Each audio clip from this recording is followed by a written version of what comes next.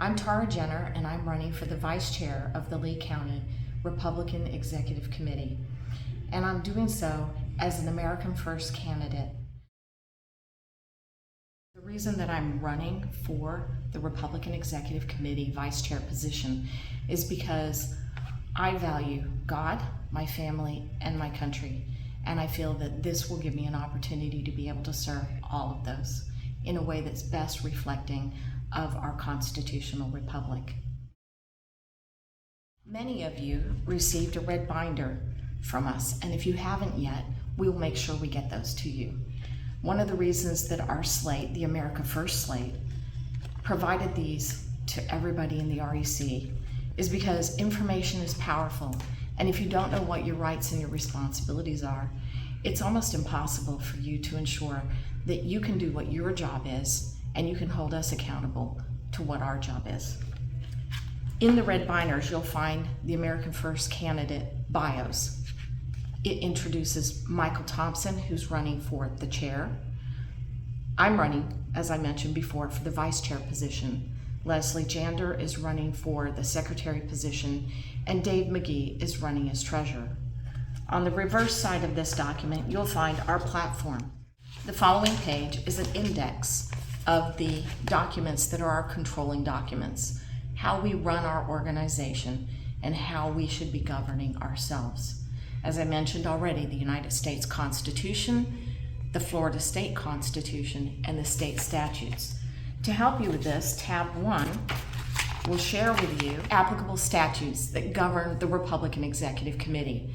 We haven't given you the full statute because we want to make sure that you go back to the actual statutes on the website in case there are any updates or changes, but we have given you the numbers and a brief description of what those particular statutes entail.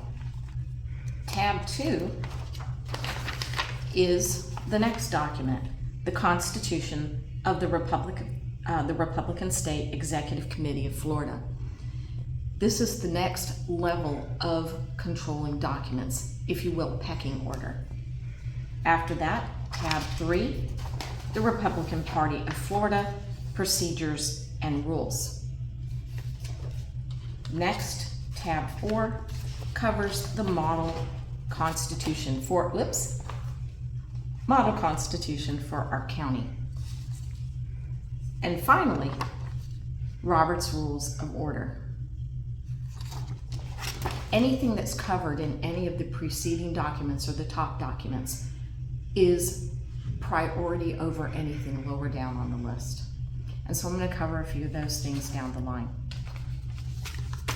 Let me go ahead and begin first by walking you through the motion that you all received from our slate.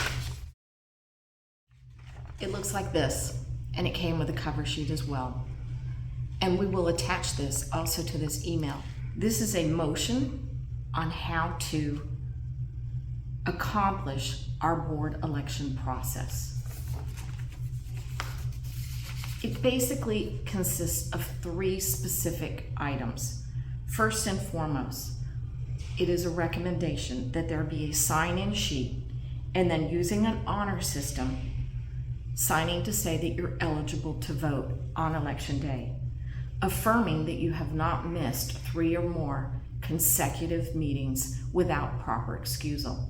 And the reason we have to do this is because our current leadership has not followed the guidelines and the model constitution to make it readily apparent and transparent to the members as to who has and who does not meet these criteria.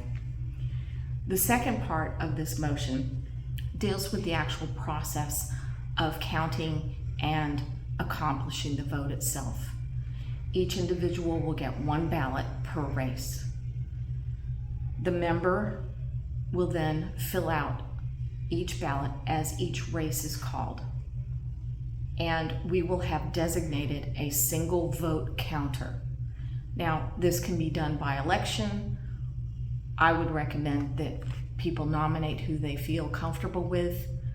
We've proposed Nancy McGovern, who is our state committee woman.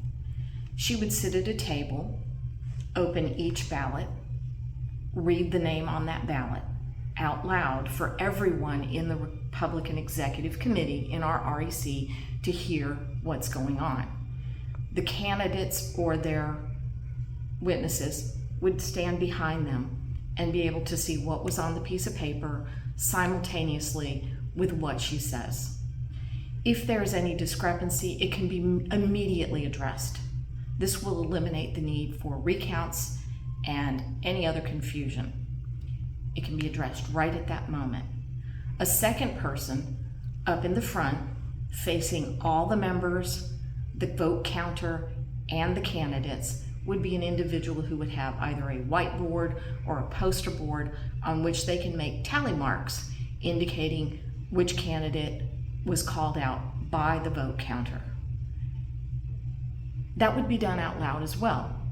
And the reason that this is important is we want to have a double set and confirmation for openness and transparency.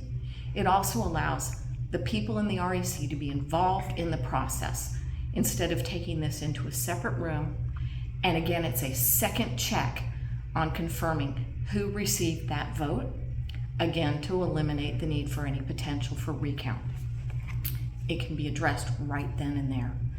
At the end of all the votes being counted, the tally marks would be added up and the winner would be declared. Motions need to be heard first, especially when they're timely presented and they're directly on point for the process. Now, we didn't just send this out to everybody by USPS. We sent an email to the board. We also sent them a certified return receipt copy of this document in order to make sure that they received it. If you turn to tab 5 in your red book, you'll note that there are a couple of items that I've highlighted in mine. And one of them is objecting to procedure or personal affront. When something like that occurs, then an individual is allowed to call out point of order. Up till now, though, oftentimes the chair has ignored the person, requiring them to constantly call out point of order, which looks disruptive, but in fact, what it's doing is it's holding the chairman accountable for doing his job.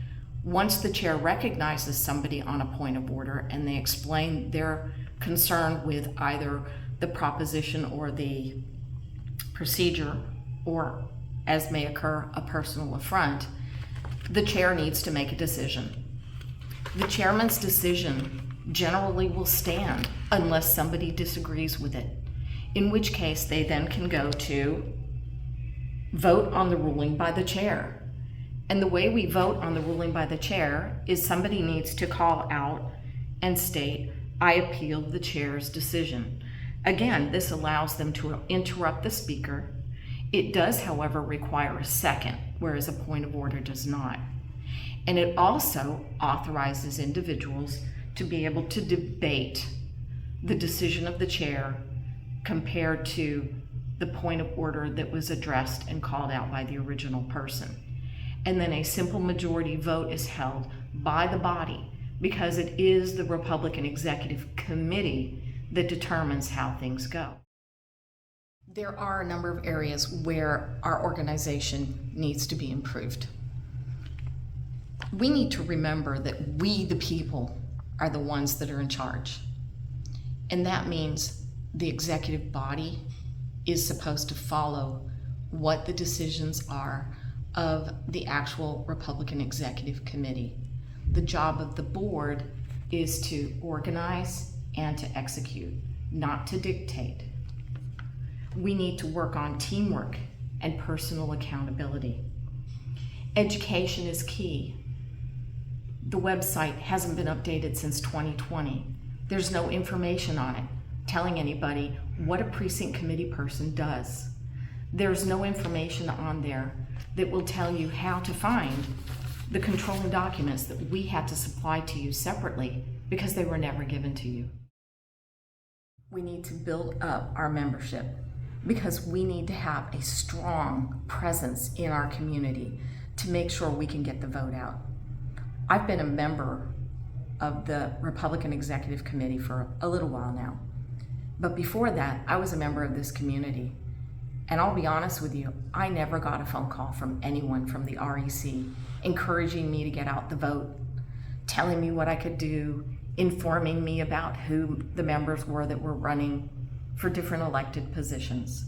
I had to seek that out myself, and not everyone is as inclined to do that research on their own. Some of them need to be encouraged, and they need to be given that guidance. As vice chair, I will make sure that we have a very clear job description for the people at the front desk so that they can actually tell people who call in or show up the difference between being an REC member, a club member, a poll worker, and a poll watcher. Right now, that information is not available. And additionally, they don't even have documentation for people to fill out to be able to become a member of the REC. This is crucial because we need to fill those seats, and our front desk people are often the first and last people anybody speaks with. It lets them know who we are, and it sets a standard. And unfortunately, this has led to occasions where individuals have given their recommendations in races where there are two Republicans running against one another, and the REC has not made an official endorsement. And while I know that they're having the best of intentions when they do this, it is contrary to the representation of the membership in its entirety. Once individuals have a say in the executive committee and they get to be a participant, the enthusiasm and the desire to be there is going to skyrocket. We're going to have individuals who want to get involved. I spearheaded people to stand up for their own medical rights, which ultimately resulted in us being able to return to the school board room without having to wear a mask. I pushed for individuals to be able to stand up on behalf of their children for their parental rights, both by reviewing course material and curricula that contained possible CRT, and I also have advocated strongly for information to be made available to parents so that they can decide which books they do and do not want their children to be able to view from the public libraries at our schools. And as the incoming vice chair, should I earn your vote, I want to encourage you and inspire you and give you the opportunity to be able to use your gifts and your talents in a way that encourage you. Because back in May, the school board candidates requested contact information so they could campaign. They were told they could, and then that was reneged upon. We asked for information on who the members of the REC were because they had not updated the list of REC members with the supervisors of elections since September of 2021, but the guidelines and the model constitution require that to be updated within 30 days of when somebody is sworn in. And there were numbers of people who'd been sworn in since that time frame, so we wouldn't have had an accurate list. The other reason is, how do we possibly function as an organization where we can work as teams within our districts or within our areas or within the county in general if we don't know who else is in our organization? Let's be really honest, we don't want to reinvent the wheel. If you're working in District 2, for example, you want to be able to work with other precinct committee people in District 2 when you're trying to support a candidate in District 2.